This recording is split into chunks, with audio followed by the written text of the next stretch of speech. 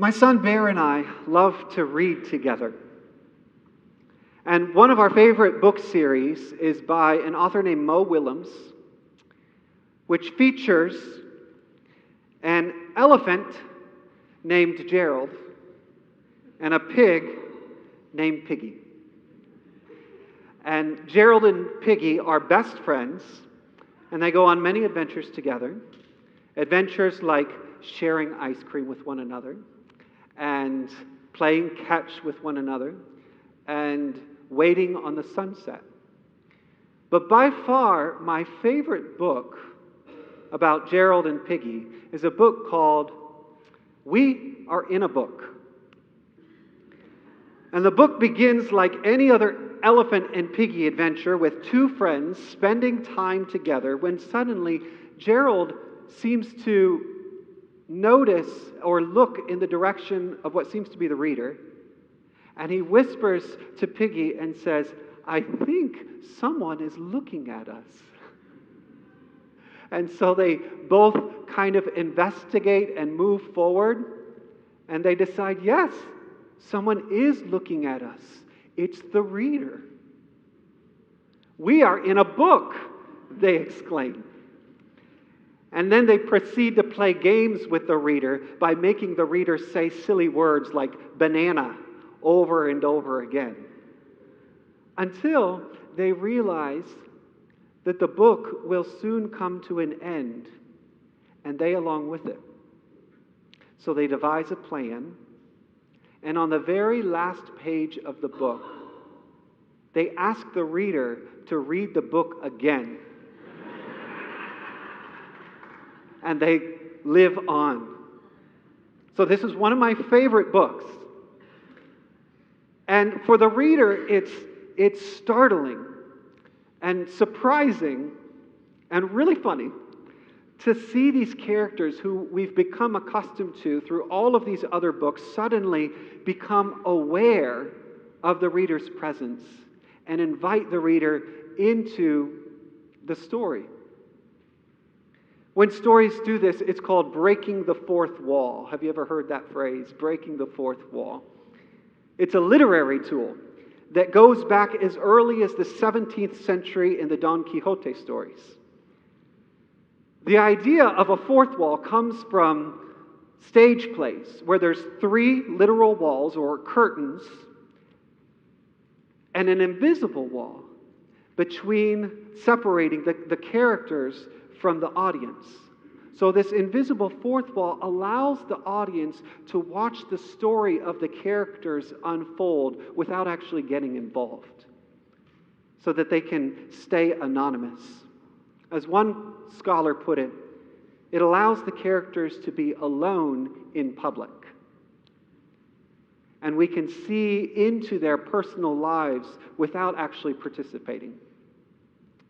Today, the fourth wall has become a foundational component of most of our plays and books and movies, and so we expect it. And when a character breaks the fourth wall and suddenly becomes aware of the viewer, it's startling for a moment. Suddenly, the character becomes part of the viewer's world, and the viewer becomes part of the character's world.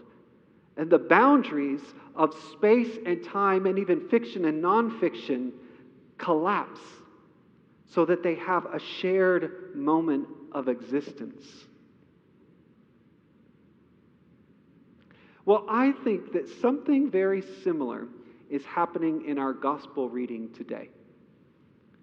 Our gospel passage from John 17 has all the elements of a traditional story with that fourth wall. In it, Jesus is alone and he's praying to God. We don't know who's writing down this prayer, but it's just Jesus and God praying. And the reader has an inside look at this deeply intimate moment between Father and Son. Jesus is alone in public. And as he talks to God, he prays for himself, he prays for his disciples, he prays for the world, and then suddenly, there's a very subtle breaking of the fourth wall.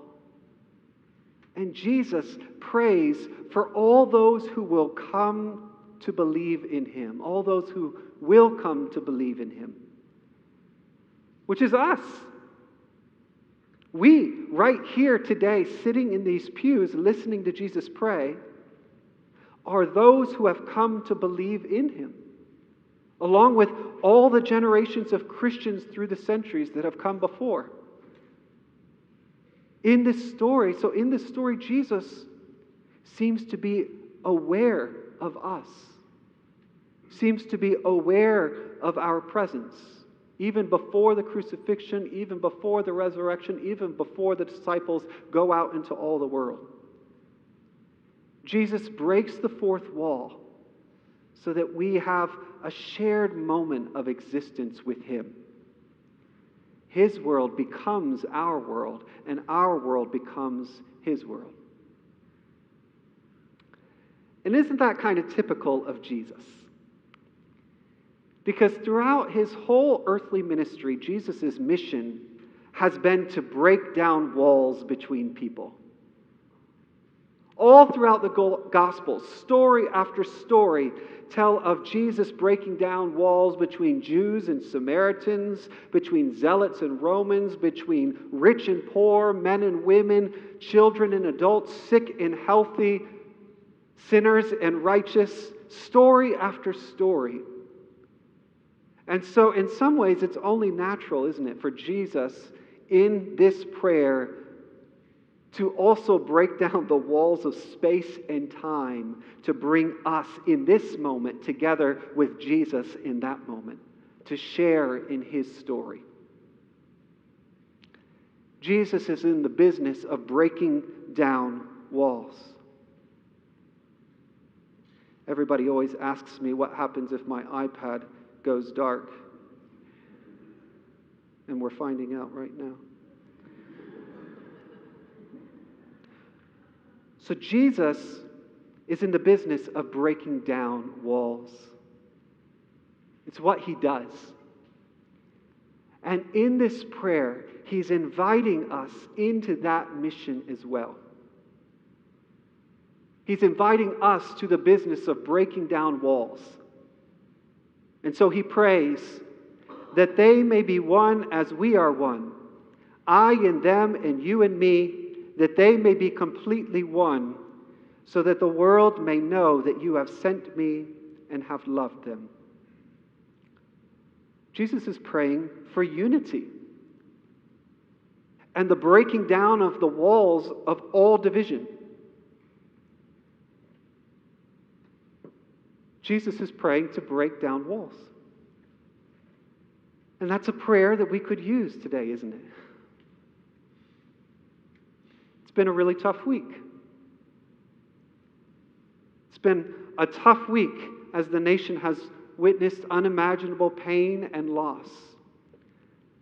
And while we all seem to agree in our condemnation of the violence like that in Uvalde, Texas, it seems like we've never been more divided in what to do about it. Rather than coming together, we back into our corners and defend our beliefs, whatever the cost. As a nation, we seem to care more about throwing blame than taking responsibility.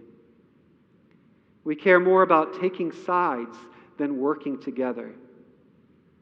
In some ways, we're utterly divided.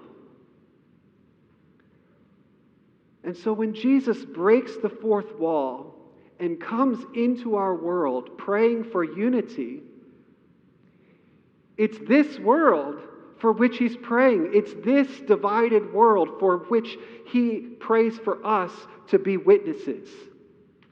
He prays for us, those who believe in him, to come together united so that the world may see his love. And the world is in desperate need of his love. Jesus breaks the fourth wall to be united with us so that we might break the walls of division around us by being united with one another. And being united doesn't mean being united in exactly the same beliefs or being united in exactly the same political perspectives, or even being united in a single organized organization. No, this passage speaks about you being united in love. Being united in love. We break down the walls of division around us, not by forcing our opinions, but by offering our love. Jesus is praying for unity, not conformity. And sadly, we often forget the difference. So our invitation this morning is to hear Jesus' prayer. Our invitation is to open our hearts to Him and to one another in love. And it's hard work because we're not all going to agree on how to address the problem of violence in our society. We all have very firm opinions about that. I can share my own opinions about that.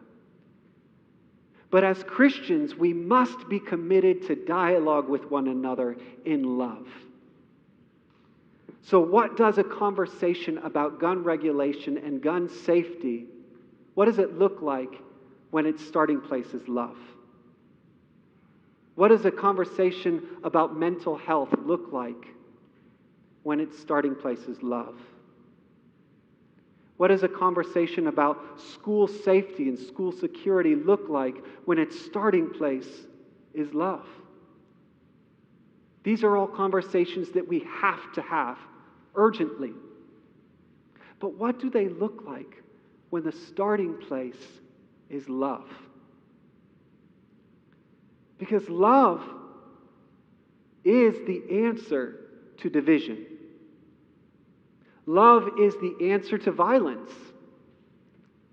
Love is the answer to Jesus' prayer. So let us join with Jesus as He joins with us, breaking down every wall in love. Amen.